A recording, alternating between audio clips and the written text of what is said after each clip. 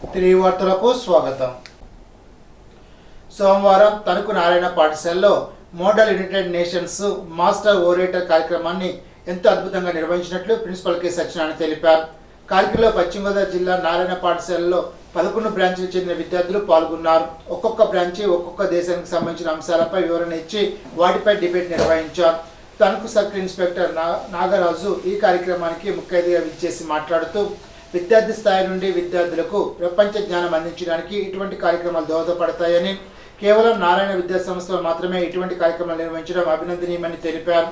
పశ్చిమ గోదావరి జిల్లా ఏసీఎంపీ రామరెడ్డి ప్రత్యేక అతిథిగా విచ్చేసి తమ విద్యార్థులను ప్రపంచ స్థాయి పోటీల విజేతలుగా చేయడమే లక్ష్యంగా నారాయణ విద్యా సంస్థలు కృషి చేస్తున్నాయని తెలిపారు. Coordinator B Kiran Kumar, B Suresh ఈ కార్యక్రమానికి ప్రత్యేక అతిథిగా విచ్చేసిన తమ హర్షాన్ని వ్యక్తం చేశారు. పశ్చిమ గోదావరి, తూర్పుగోదావరి, కృష్ణా, కర్నూలు జిల్లాల 6 ఎస్టేట్లు ఈ కార్యక్రమాన్ని దగ్గరుండి పర్యవేక్షించారు. విద్యార్థుల తల్లిదండ్రులు ఈ కార్యక్రమంలో పాల్గొని తమ సంతోషాన్ని వ్యక్తం చేశారు.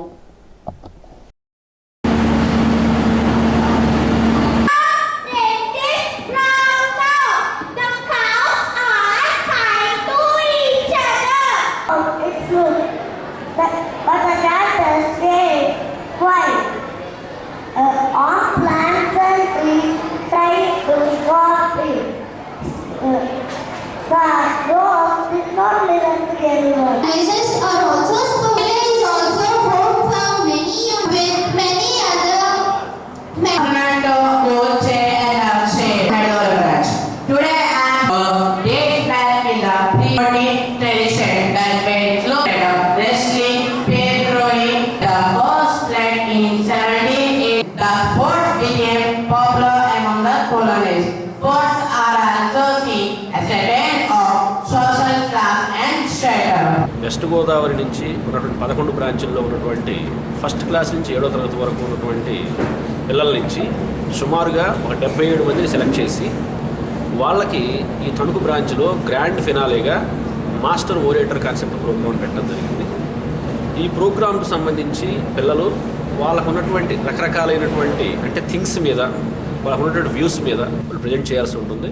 సో ఈ ప్రోగ్రామ్స్ అనేటటువంటి వాటి వల్ల ఏమవుతుందంటే పిల్లల్లో స్టేజ్ ఫియర్ ఓవర్కమ్ అవ్వడంతో పాటుగా వాళ్ళు కాన్ఫిడెన్స్ లెవెల్స్ బిల్డప్ అవ్వడం, అదేవిధంగా అదర్ స్టూడెంట్స్ కూడా మాట్లాడేటప్పుడు దాంట్లో ఉన్నటువంటి బెటర్ ప్రజెంటేషన్ వీళ్ళు తీసుకోవడం వల్ల పిల్లల్లో కమ్యూనికేషన్ స్కిల్స్ డెవలప్ అవ్వడంతో పాటుగా అదేవిధంగా కాన్ఫిడెన్స్ లెవెల్స్, అదేవిధంగా వాళ్ళ గోల్స్ మీద ఒక కాన్ఫిడెన్స్ వచ్చేటట్టుగా ఆ గోల్స్ ఎలాంటివి అయితే బాగుంటుంది అనేటువంటి ఆలోచన పరంగా కూడా ఈ ప్రోగ్రామ్ అనేటువంటి ఉపయోగపడుతుంది. అదేవిధంగా 9th క్లాస్ 8th క్లాస్ స్టూడెంట్స్కి సంబంధించి సుమారుగా 11 బ్రాంచ్ నుంచి 66 మంది పిల్లలకి మన్ అంటే మోడల్ యునైటెడ్ నేషన్స్ అనేటువంటి ప్రోగ్రామ్ని కండక్ట్ చేయడం జరుగుతుంది. ఒక డిబేట్ ప్రోగ్రామ్ ఇది. ఈ డిబేట్ ప్రోగ్రాంలో 11 బ్రాంచ్ల నుంచి రకరకాల కంట్రీస్ని సెలెక్ట్ చేసుకొని ఆ కంట్రీస్లో ఉన్నటువంటి పాలసీస్ ఏంటి, ఎడ్యుకేషన్ పాలసీస్ ఏంటి, హెల్త్ పాలసీస్ ఏంటి, ఇండస్ట్రియల్ పాలసీస్ ఏంటి, లిటరసీ పర్సెంటేజ్ పెరగడానికి పాలసీస్ ఏంటి, రకరకాలైనటువంటి వాటి మీద ఇక్కడ డిబేట్ జరుగుతుంది. ఈ డిబేట్లో కానీ అదేవిధంగా ఎంఓసీలో కానీ ఎవరైతే విన్నర్స్ అవుతారో ఆ విన్నర్స్కి కూడా మనం ఈరోజు ప్రైజ్ డిస్ట్రిబ్యూషన్ జరుగుతుంది. సో ఈ మన ప్రోగ్రాం వల్ల మేజర్ ఉపయోగం ఏంటి అంటే పిల్లల్లో మన కంట్రీతో పాటు రిమైనింగ్ కంట్రీస్లో ఉన్నటువంటి రిసోర్సెస్ ఏవైతే ఉన్నాయో ఆ రిసోర్సెస్ని అర్థం చేసుకోగలిగితే పిల్లవాడు వాడు ఫ్యూచర్లో ఎటువంటి విధానాల్లో వెళ్తే బాగుంటుంది, ఏ వాడు చూజ్ చేసుకుంటాడు ఫ్యూచర్లో సక్సెస్ఫుల్గా వెళ్ళడానికి బాగుంటుంది అనేటువంటి దాని మీద ఈ మన ప్రోగ్రామ్ అనేది చాలా ఉపయోగపడుతుంది.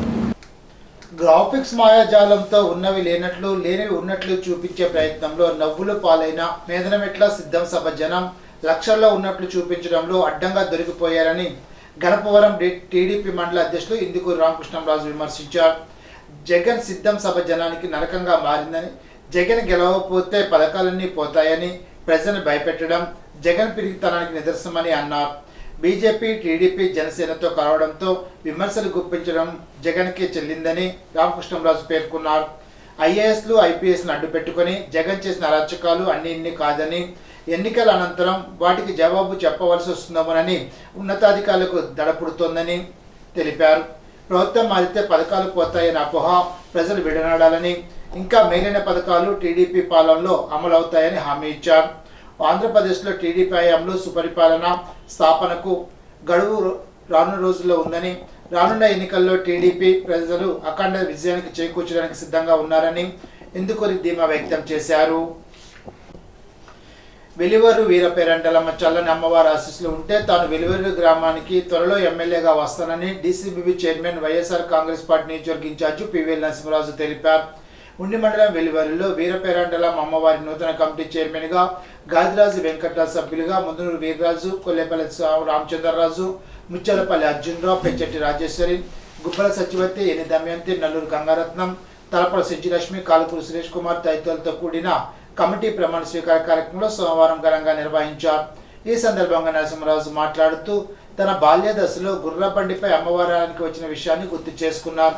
ఎంతో ప్రాధాన్యత కలిగిన ఆలయ కమిటీలో చైర్మన్గా పనిచేసిన కల్లేపల్లి సతీష్ రాజు, మంత్రి రామరాజుల కృషితో దాతల సహకారంతో ₹1 కోటి అభివృద్ధి పనులు జరగడం శుభపరిమాణమని అన్నారు.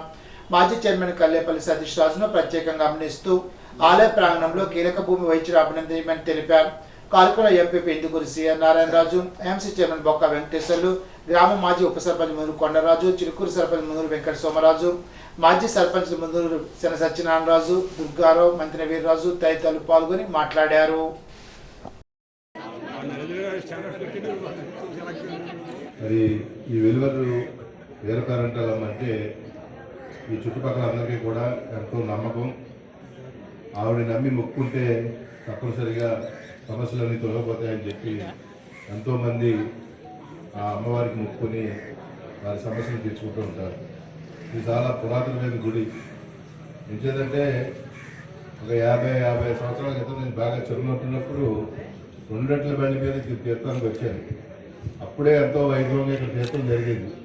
ఆ తీర్థానికి అనేకం నుంచి నేను 2 రెట్ల బండిలో వచ్చాను. నాకు ఎప్పటికీ గుర్తు. అంత పురాతనమైన ఆలయం, అందరికీ ఎంతో నమ్మకమైన ఆలయం.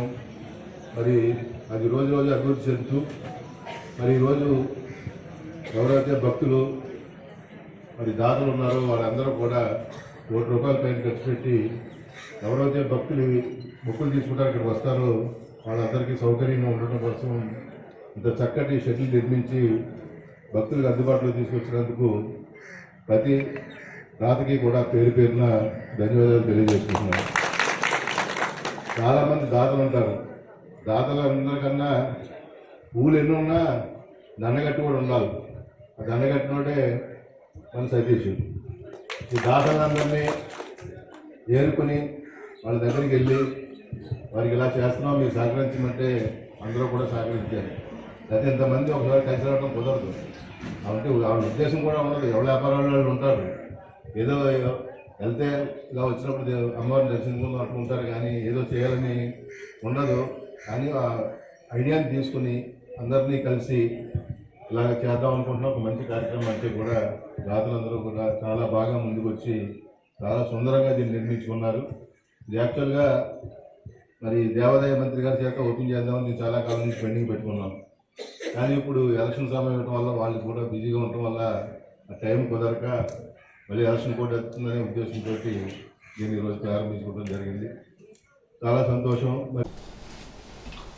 ప్రజా సంక్షేమ ధ్యేయంగా అహర్నిశలు శ్రమిస్తున్న ముఖ్యమంత్రి జగన్మోహన్ రెడ్డిని మరోసారి ఆ పీఠంపై కూర్చోబెడదామని డీసీబీ చైర్మన్ పివిఎల్ నరసింహరాజు అన్నారు.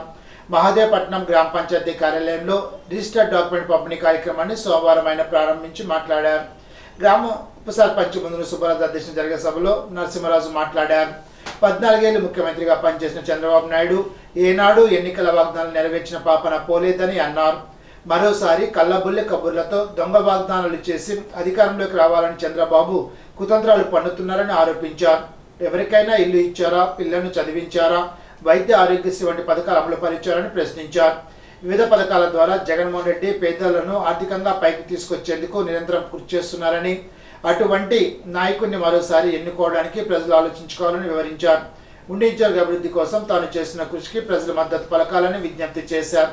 కార్యక్రమం MPP Indukuri CR Narayana Raju, MC chairman బొక్క వెంకటేశ్వర్లు, వైస్ ఎంపీపీ గుత్తుల కనక మహాలక్ష్మి, పంచాయతీ వార్డు సభ్యులు, ఇతర నాయకులు పాల్గొన్నారు. అనంతరం రిజిస్టర్డ్ డాక్యుమెంట్లను లబ్ధిదారులకు అందజేశారు.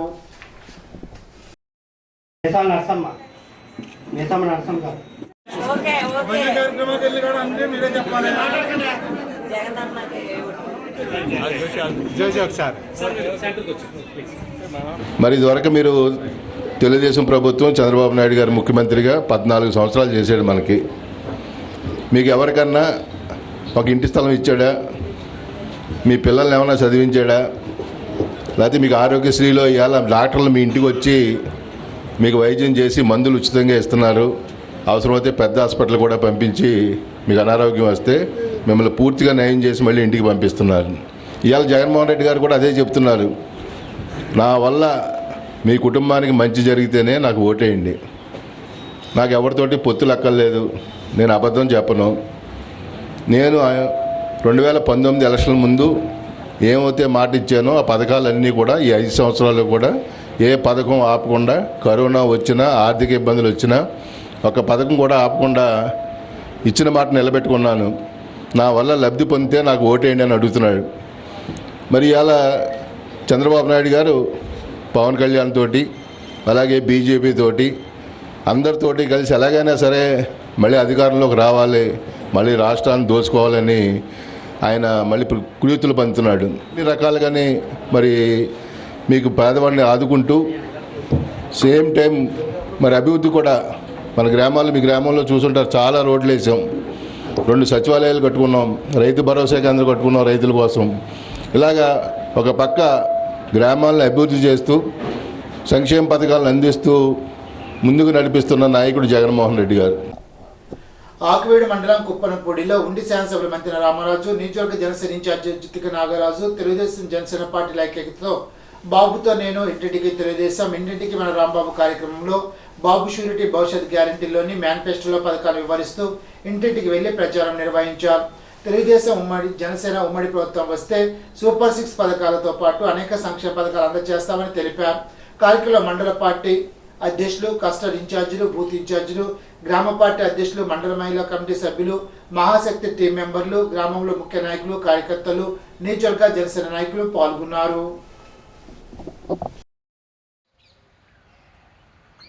ఉండి నియోజకవర్గంలో మన యొక్క ఆకేవీడు మండలంలో మన యొక్క కుప్పనపూడి గ్రామానికి తెలుగుదేశం అదేవిధంగా జనసేన కుటుంబ సభ్యులు అదేవిధంగా బీజేపీ కుటుంబ సభ్యులు అందరూ కలిసి ఉమ్మడి అభ్యర్థిగా ప్రకటించినటువంటి నన్ను శాసనసభ్యుడిగా మరోసారి పోటీ చేయడానికి అవకాశం కల్పించినప్పుడు ఈ గ్రామానికి ఇంటింటికి రాంబాబు, ఇంటింటికి మన యొక్క బాబుతో నేను కానీ, భవిష్యత్తు గ్యారంటీ కానీ, సూపర్ 6 కార్యక్రమాల ద్వారా ఇంటింటికి వెళ్ళడానికి మీ గ్రామానికి వచ్చినప్పుడు ఘన స్వాగతం పలికినటువంటి తెలుగుదేశం అదేవిధంగా జనసేన బీజేపీ అందరికీ కూడా నా హృదయపూర్వక ధన్యవాదాలు తెలియజేసుకుంటా ఉన్నాను.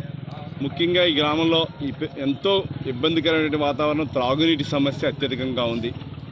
డ్రైనేజ్ వ్యవస్థ చాలా అధ్వానంగా ఉంది, రోడ్ల వ్యవస్థ అధ్వానంగా ఉంది. అవే కాదు, గ్రామంలో ఉన్నటువంటి ఆక్వా రంగం కూడా దిగాలు పడేటువంటి పరిస్థితి కనపడతా ఉంది ఆల్రెడీ. ఎందుకంటే సబ్సిడీ మీద పవర్ ఇస్తా అని చెప్పి ఇవ్వకపోవడం ద్వారా ఈరోజు చాలా దారుణమైన పరిస్థితి తీసుకురావడం జరుగుతూ ఉంది. ముఖ్యంగా త్రాగునీటి సమస్యకై ఆ రోజు 2018లో కేంద్ర ప్రభుత్వం, రాష్ట్ర ప్రభుత్వం సహాయ సహకారాలతోటి ఈ గ్రామానికి 1,50,00,000 రూపాయలు ఇవ్వడం జరిగింది. కానీ ఈ రోజుకి అందులో 50% రాష్ట్ర ప్రభుత్వం కట్టాలా. ఆ 50% కట్టక ఈ రోజు వరకు 20 లక్షలు కూడా ఖర్చు పెట్టలేనటువంటి పరిస్థితి ఈ ప్రభుత్వానికి ఉంది. పశ్చిమ గోదావరి జిల్లా పిరమిడ్ స్పిరిచువాలిటీ సొసైటీ మూవ్మెంట్ ఆధ్వర్యంలో వీరవాసర మండలం చిత్తలకోటి గరువు, వీరవల్లిపాలెం, నడపనవారిపాలెం గ్రామాలలో అహింస మహాకరుణ శాఖ ర్యాలీ నిర్వహించారు. ర్యాలీని చింతలకోటి గరువు శివాలయం వద్ద గ్రామ సర్పంచ్ దాసం మహాలక్ష్మి మాణిక్యాలు జెండా ఊపి ప్రారంభించారు. శాకాహార ప్రాముఖ్యతను తెలియపరిచే ప్లాకార్డు ప్రదర్శిస్తూ శాకాహార నినాదాలు చేస్తూ ప్రతి ఇంటికి పుస్తకాలు, కరపత్రాలు అందించారు. కార్యక్రమంలో పశ్చిమ గోదావరి జిల్లా పిరమిడ్ అధ్యక్షులు రుద్రరాజు పెద్దివర్మ గ్రామస్తులకు అమ్మవారి పేరు చెప్పి ఆ మూగజీవులను బలి వద్దని కోరారు. కార్యక్రమంలో శివాలయ committee chairman Dasari Satyanarayana, Rinkikonda Shivaji, Panjaramma, P Durga Subbaraju, Bobby, Krishnarao, వివిధ గ్రామాలకు చెందిన 150 మంది జ్ఞానమిత్రులు పాల్గొన్నారు. ఇప్పుడు తూర్పుగోదావరి జిల్లా వార్తలు. నిడదవోలు నియోజకవర్గంలో పూరి గుడిసె లేకుండే అర్హులకు ఇల్లు, పేదలకు ఇళ్ల స్థలాలు అందించడమే లక్ష్యంగా పరిపాలన అందిస్తున్నామని, పేద కుటుంబాలన్నీ ఆనందంగా కుటుంబం మొత్తం నవ్వుతూ ఉండాలన్నదే సీఎం జగన్మోహన్ రెడ్డి ప్రభుత్వ లక్ష్యమని ఎమ్మెల్యే జి శ్రీనివాస్ నాయుడు అన్నారు. నిడదవోలు లయన్స్ క్లబ్ ఆడిటోరియంలో నిడదవోలు పట్టణంలోని 21, 22, 23, 24, 25, 26, 27, 1, 28, 2, 3, 4, 5, 6, 7, 8 వార్డుల్లో అర్హులైన 1,199 మంది లబ్ధిదారులకు ఇళ్ల స్థలాల రిజిస్ట్రేషన్ పత్రాలను నిడదవోలు శాసనసభ్యులు జి శ్రీనివాస్ నాయుడు సతీమణి సుమలత చేతుల మీదుగా అర్హులైన లబ్ధిదారులకు అందజేశారు. ఇప్పుడు ఏలూరు జిల్లా వార్తలు. సుప్రీంకోర్టు ఆదేశాల ప్రకారం ఎస్బీఐ బ్యాంకు ఎలక్ట్రల్ బాండ్ వివరాలు వెల్లడించాలని సిపిఎం పార్టీ ఆధ్వర్యంలో ఏలూరు ఎస్బీఐ హెడ్ బ్రాంచ్ వద్ద ధర్నా నిర్వహించారు. ధర్నాకు సిపిఎం సీనియర్ నాయకులు బి స్వామయ్య అధ్యక్షత వహించారు. ధర్నాలో ఉద్దేశించి సిపిఎం ఏలూరు కార్యదర్శి పి కిషోర్ మాట్లాడుతూ బీజేపీలోని మోడీ ప్రభుత్వం 2018 ఎన్నికల్లో పేరుతో రాజకీయ పార్టీలకు విరాళాలు సేకరించడానికి ఎలక్ట్రల్ బాండ్ పద్ధతి పెట్టిందని అన్నారు. ఈ బాండ్లు దేశవ్యాప్తంగా ఎంపిక చేసిన ఎస్బీఐ బ్యాంక్ బ్రాంచులు అందుబాటులో పెట్టారని అన్నారు. ఈ బాండ్ల ప్రకారం రాజకీయ పార్టీలు తీసుకున్న డబ్బులకు ఐటీ వంటి సంస్థలకు కూడా ఎటువంటి లెక్కలు చెప్పనవసరం లేదని అన్నారు. ఆఖరికి ఏ సంస్థ నుండి ఎంత డబ్బు తీసుకుంటున్నారనేది కూడా ఎవరికీ తెలియదని అన్నారు. ఆఖరికి సమాచార హక్కు చట్టం కింద కూడా ఈ బాండ్ వివరాలు ఇవ్వాలని తెలిపారు. ఈనాటి బంగారు మాట. మనిషి ఉన్నతుడా కాడా అన్నది అతని విజయాన్ని బట్టి కాదు, ప్రవర్తన బట్టి అంచనా వేయాలి. స్వామి వివేకానంద. ఈ వార్తలు ఇంతటితో సమాప్తం. తిరిగి బిజినెస్ లో కలుసుకుందాం. అంతవరకు సెలవు. నమస్కారం.